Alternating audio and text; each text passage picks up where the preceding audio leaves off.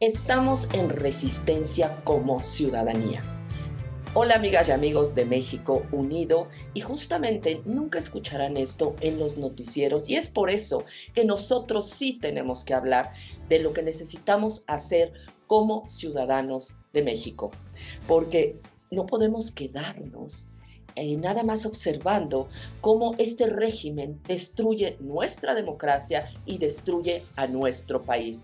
Es necesario hacer una defensa férrea de lo que conocemos hoy como democracia y también de todo lo relacionado con nuestro país.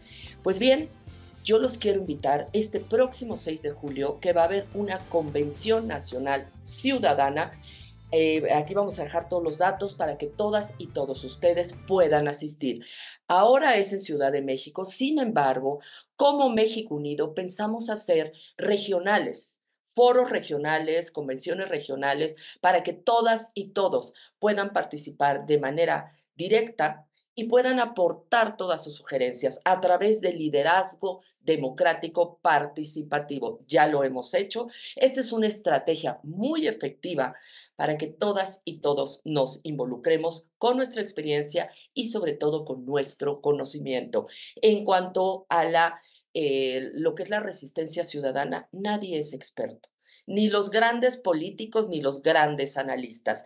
Esta experiencia te la va dando, pues justamente el estar participando, y aprendimos en los últimos 6 años a través de ensayo y error. Ahora sabemos lo que funciona y también los errores que no podemos volver a cometer.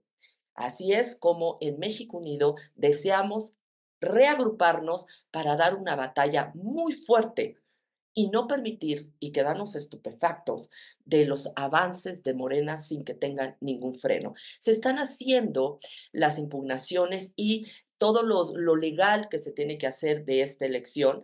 Sin embargo, y también los actores, los magistrados y todos los jueces y demás, ellos también están dando su batalla. Hace falta la nuestra y tiene que ser contundente.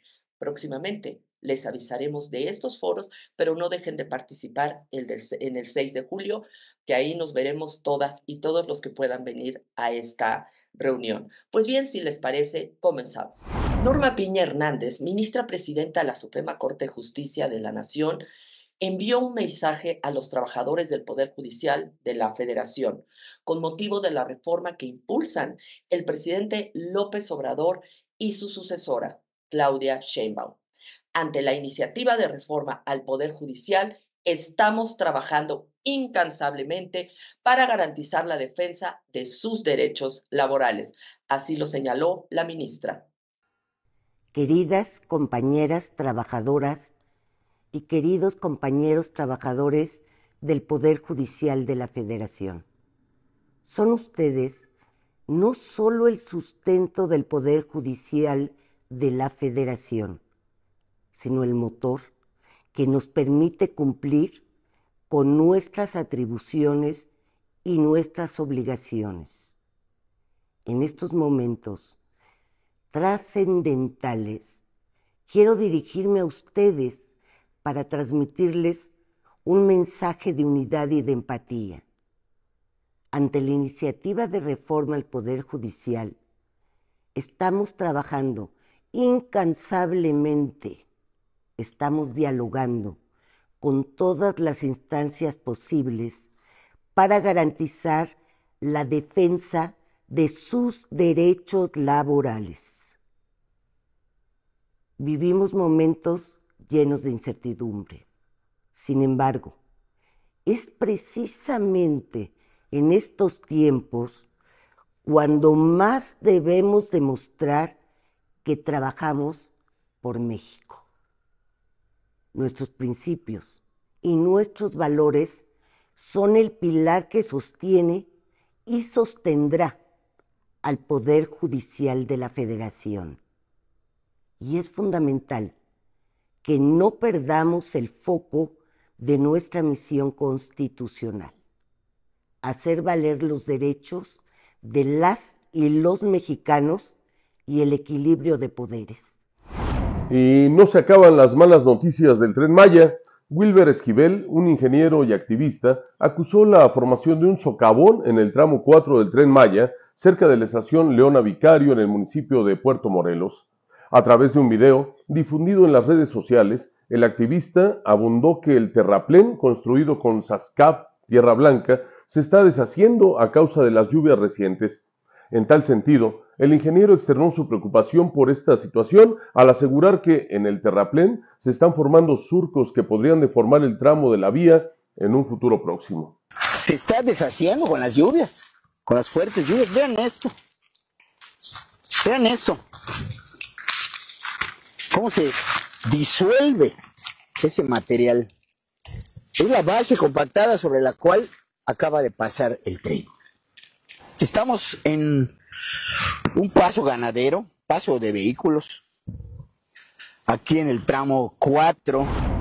La mañana del viernes pasado se registraron al menos 2 bloqueos por parte de transportistas en la caseta de Amozoc, Puebla, en esta última entidad y en la carretera Xulha-Chetumal en Quintana Roo, pues acusan adeudos por el traslado de materiales en las obras del Tren Maya.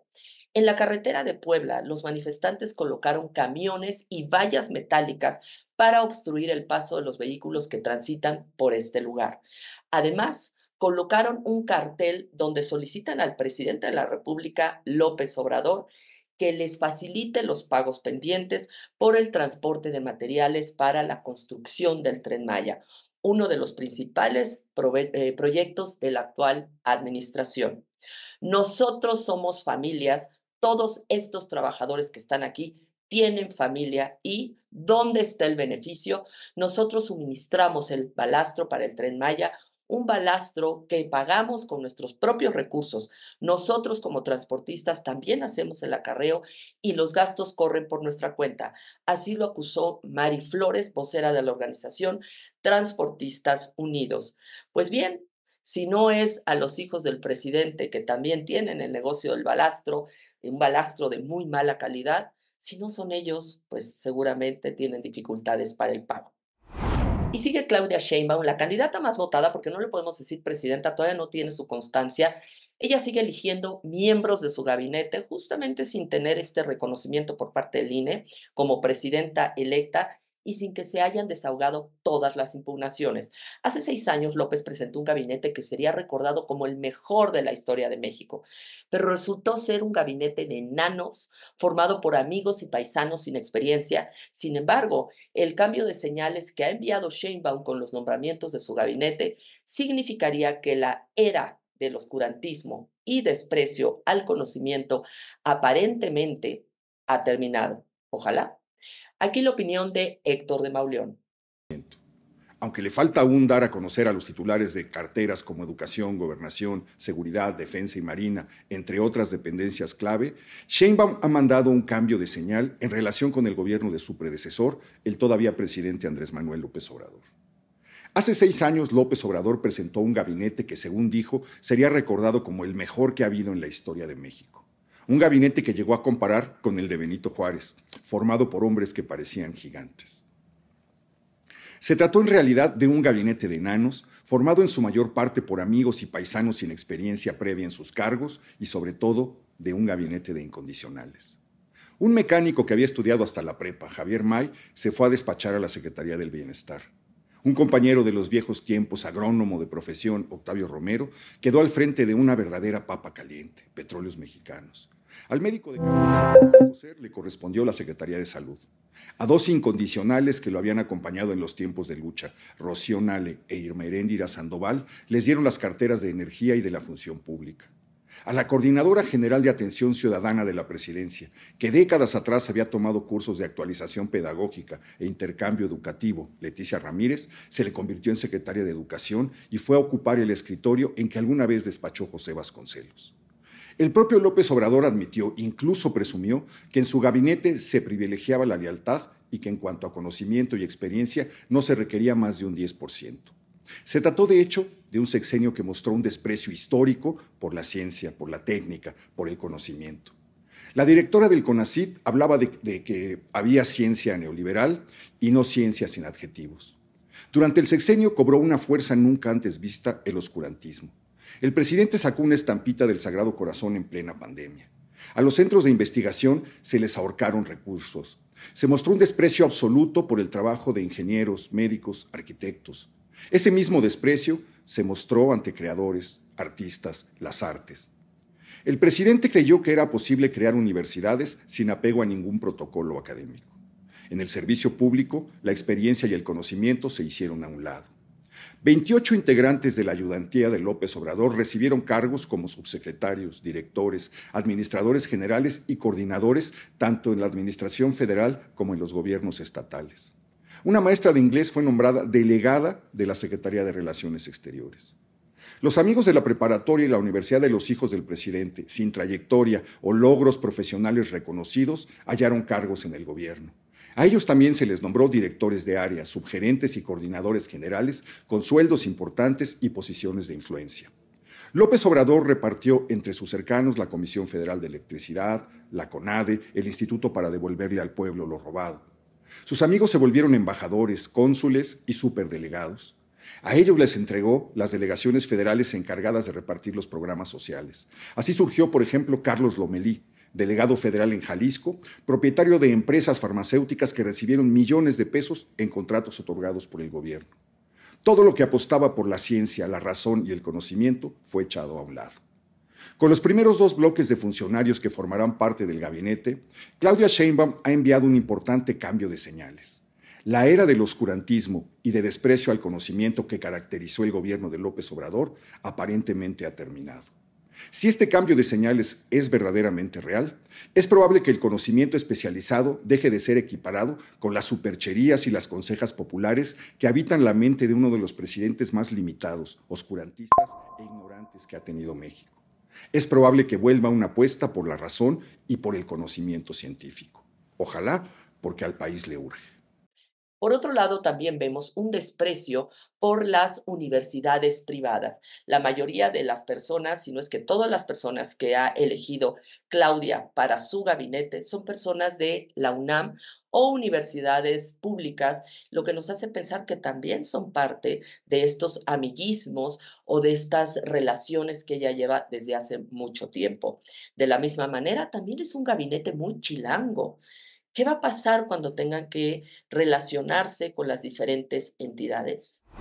Los nuevos integrantes del gabinete designados el jueves pasado por Sheinbaum, presidenta electa, confían en resolver los pendientes que dejan las secretarías de la Función Pública, Energía, Salud, Desarrollo Agrario e Infraestructura a partir del 1 de octubre.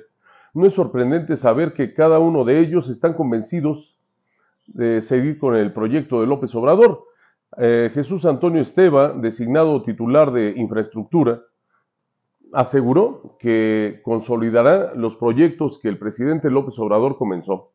Raquel Buenrostro, secretaria de Economía y después va a ser secretaria de la Función Pública en el gobierno de Sheinbaum, asegura que eficientará el combate a la corrupción. David Kersenovich, quien será titular de la Secretaría de Salud, reconoce que tiene una gran responsabilidad porque tiene que continuar parte de los procesos que ya existían y poder plantear cómo seguir avanzando en los mismos.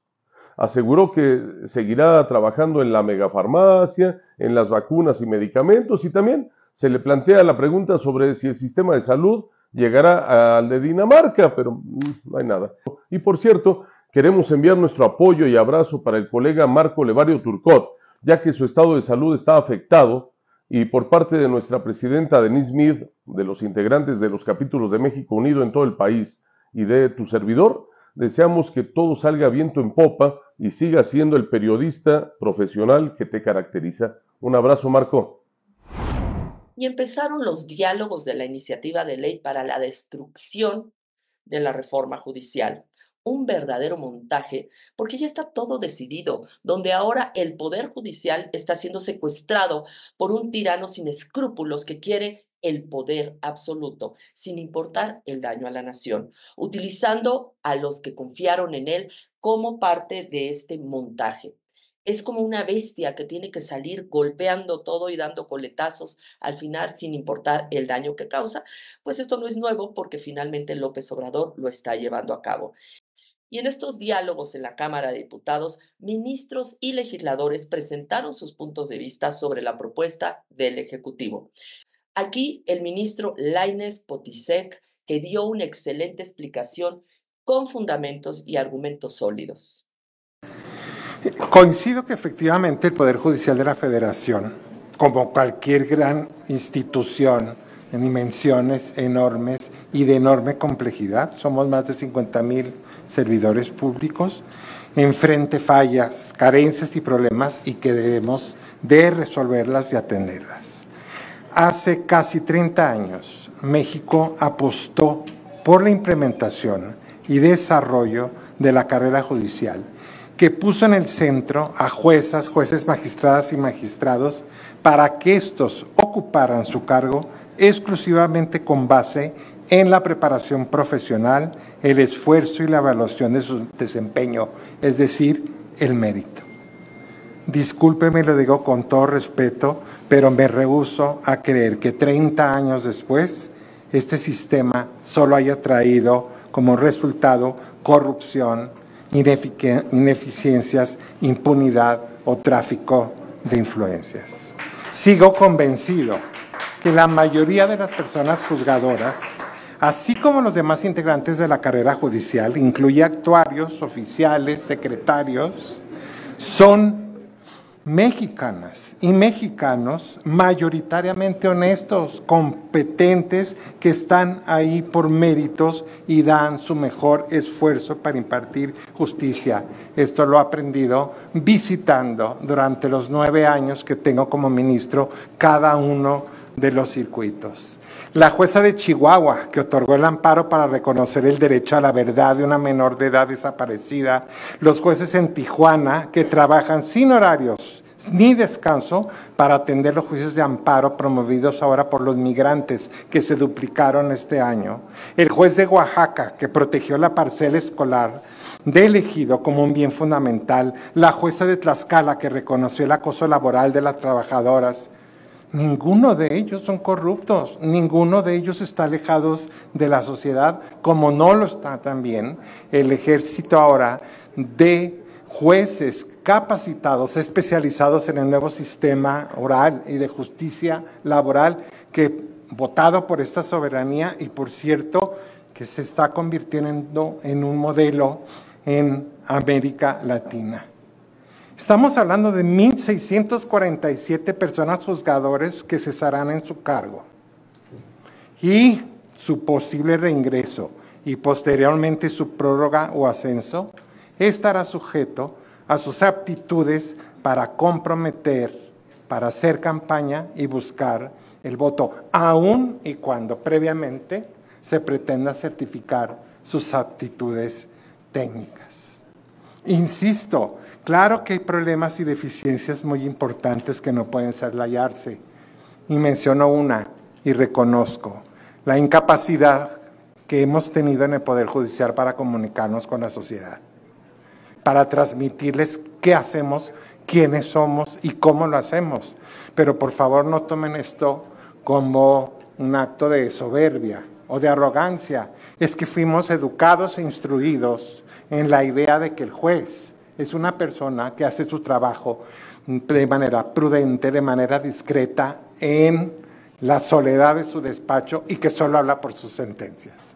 Bueno, ya nos dimos cuenta que esto hoy en día no es tan real y que no hemos sabido acercarnos a las jóvenes, a los jóvenes. Pero retomo, considero que la elección, pues mi punto de vista personal, por votación popular no es la solución a los problemas que aquejan al Poder Judicial Federal y permítanme ponerlo sobre la mesa como tema de discusión. Yo temo que esta propuesta pueda agravar drásticamente estos problemas. También impresionante el liderazgo de la doctora Norma Piña en el Poder Judicial. Su integridad y compromiso con la justicia son cruciales para guiar a México hacia una verdadera democracia. Su trabajo recuerda que México es de todas y todos los mexicanos, no solo de un partido. De este ejercicio de escucha desprendimos algo muy claro. La justicia no es solo una cuestión de leyes y tribunales. La justicia es una cuestión de derechos humanos, de equidad, de ética y de dignidad que involucra a todas las autoridades de los distintos niveles de gobierno. Resulta esencial decirlo con toda claridad. La justicia en México no es un monopolio del Poder Judicial. Lo resalto con la mayor vehemencia, con el mayor énfasis. Pensar en una reforma al Poder Judicial implica, como mínimo, reflexionar sobre el papel que desempeña como piedra angular para mantener la paz y la cohesión al resolver de manera imparcial e independiente los conflictos que surgen en una sociedad democrática. Seamos críticos de la justicia en México. La realidad no nos permite otra actitud. Pero apliquemos la crítica en la que se encuentre en el centro de esta las necesidades de las víctimas y de las y los usuarios del sistema de justicia en general. Critiquemos partiendo de la verdad, de los datos ciertos, de las cifras correctas valoradas en su contexto. Critiquemos con honestidad, critiquemos con responsabilidad de Estado. Estamos convencidos de que escuchar es la práctica clave para proponer un cambio. Estamos abiertos a entablar un diálogo real, un diálogo responsable, pero para dialogar se requiere voluntad de reflexión. Resolvamos nuestras diferencias en el ancho camino del entendimiento, diluyendo así la idea de una decisión tomada. De la misma manera es importante replicar lo que dijo la ministra Ríos Farjat. Mucha gente cree que las fiscalías y policías son parte del Poder Judicial. Ambas instancias son claves para el sistema de justicia y tienen muchos vicios que debemos corregir. ¿Qué hace un juez si la fiscalía integra mal una carpeta? Eso es lo que los ciudadanos deben aprender a diferenciar, pero está claro que educar a la ciudadanía es lo que menos le conviene a Morena. ¿Qué poder judicial tenemos? Para responder es indispensable explicar pacientemente a la sociedad que hay poderes judiciales locales y un poder judicial de la Federación y que son distintos entre sí, profesionales los dos. Luego hay que recordar que existen tribunales en materia agraria, administrativa y laboral y que no están siendo integrados en la reforma. Además, debe reconocerse que México enfrenta a una dura y añeja realidad, y es que mucha gente concibe a las fiscalías, procuradurías, defensorías, comisiones de derechos humanos, de búsqueda, de atención a víctimas, como parte del sistema de justicia, donde se presentan muchas problemáticas que no están siendo abordadas en la iniciativa de reforma. Espero que lo sean. Así es, el trabajo de las fiscalías es importantísimo para que los jueces tengan elementos y herramientas para juzgar. Si ellos no hacen bien su trabajo y dejan sin evidencias, sin fundamento, pues desgraciadamente los jueces no pueden sentenciar correctamente y los niveles de impunidad pueden ser muy altos.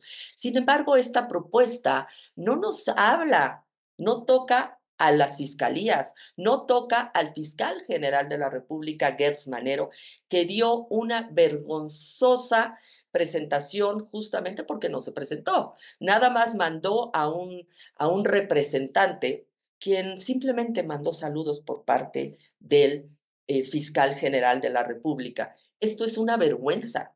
Las fiscalías tienen un papel importantísimo en el acceso a la justicia para evitar la impunidad. Por otro lado, bastó un foro nada más sobre la reforma al Poder Judicial para que Lenia Batres pasara de ser la ministra del Pueblo a la ministra burro. Además, la llamaron mentirosa y le dijeron con justa razón, usted no viene de carrera judicial. Qué vergüenza, en verdad, el papel que está desempeñando y sobre todo la simulación que está haciendo esta señora que ni siquiera tiene las credenciales ni la presencia, ni mucho menos la preparación para ser una representante de la Suprema Corte de Justicia. Aquí el video. Voy a continuar. Ministra burra, no te queremos en la corte. Sí, la verdad, mira, yo soy de ustedes, pero pues sí, me falla. Por si usted no lo recuerda, Lenia Batres, esta finísima y educada persona que se dirige así a sus vecinos. Mire, véala.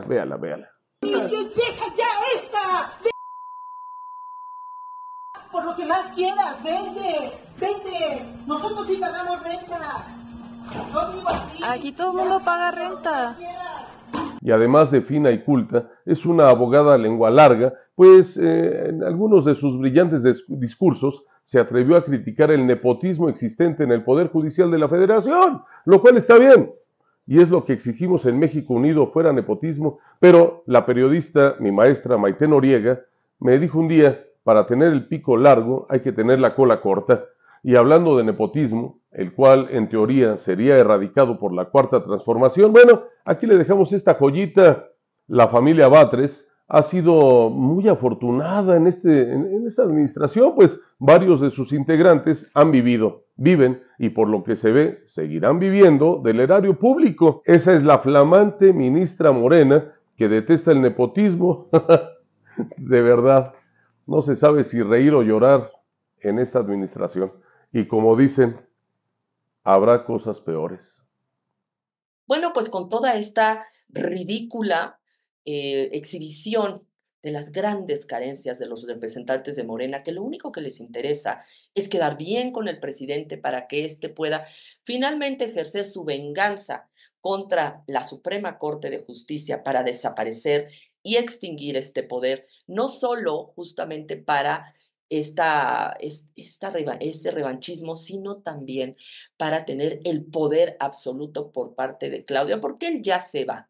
Y les decía yo, no puede irse sin dejar un desastre, así justamente como empezó con el Naim, ustedes recordarán, pues ahora quiere destruir el Poder Judicial, el presidente de la destrucción. Pero en el 2018 éramos muy poquitos los que salimos a dar esta batalla por el Naim y obviamente se burlaron de nosotros. Hoy somos mucho más y no podemos ver cómo este presidente avanza en la destrucción. Esperamos que todas y todos ustedes no solo participemos en esta defensa, sino también invitemos a millones para que realmente nuestra defensa sea contundente. Pues así llegamos al final, no sin antes invitarlos, primero que nada, a la convención del próximo sábado, 6 de julio. Aquí les dejamos la dirección para que ustedes, todas y todos, se registren y sobre todo podamos trabajar para ver cuáles van a ser las acciones de resistencia pacífica por parte de la ciudadanía, que nos podamos organizar, cuál va a ser el mensaje, la comunicación, la narrativa que entre todas y todos construyamos. El martes también a esta hora en el canal, este canal de YouTube y también en Zoom, tendremos al exfiscal de Hierro, quien nos hablará justamente de la defensa del Poder Judicial, Javier Cuello Trejo, y el viernes también tenemos a otra persona para hablar del mismo tema. Tenemos que estar muy empapados de toda la información que nos ayude a dar esta defensa. Pues bien, les agradecemos muchísimo y yo les deseo una muy linda semana.